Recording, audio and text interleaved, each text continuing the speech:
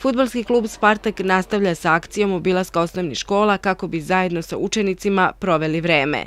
Škola Žarko Zrenjanin bila je prva u nizu, odnosno samo su nastavili lepu tradiciju kako bi ovim učenicima omogućili da pričaju i igraju fudbal sa svojim idolima.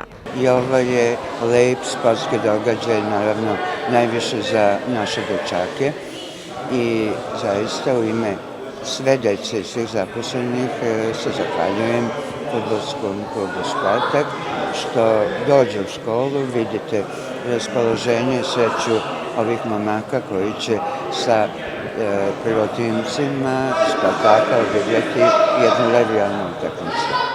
Igračima fudbalskog kluba Spartak drago je što su bar na trenutak ovim dečacima, kao i svim učenicima, olepšali boravak u školi.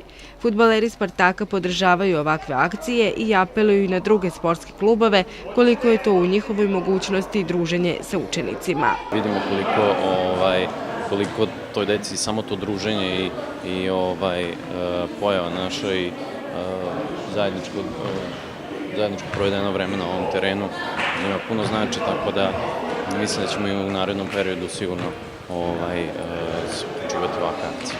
Meni je pre svega drago što sam došao sa Fudbalskim klubom Spartak danas u školu ovu da pomognem ovoj deci, jer mislim da njima najviše znači dolazak sportista, uopšte i da dođe neko da ih poseti, a mislim da svim ljudima je to malo vremena, njima dosta znači. Oni imaju dosta pitanja za nas, mi im rado izlazimo u susret, izuzetno smo srećni što se družimo sa njima i ovom prilikom smo ih i pozvali da se ova saradnja i druženje nastavi u daljem periodu i pozivamo ih sigurno da u nedelju dođu na utakmicu i što su oni obećali da će ispuniti.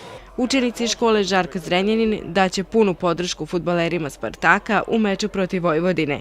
Utakmica se igra u nedelju 9. marta na gradskom stadionu od 13 časova.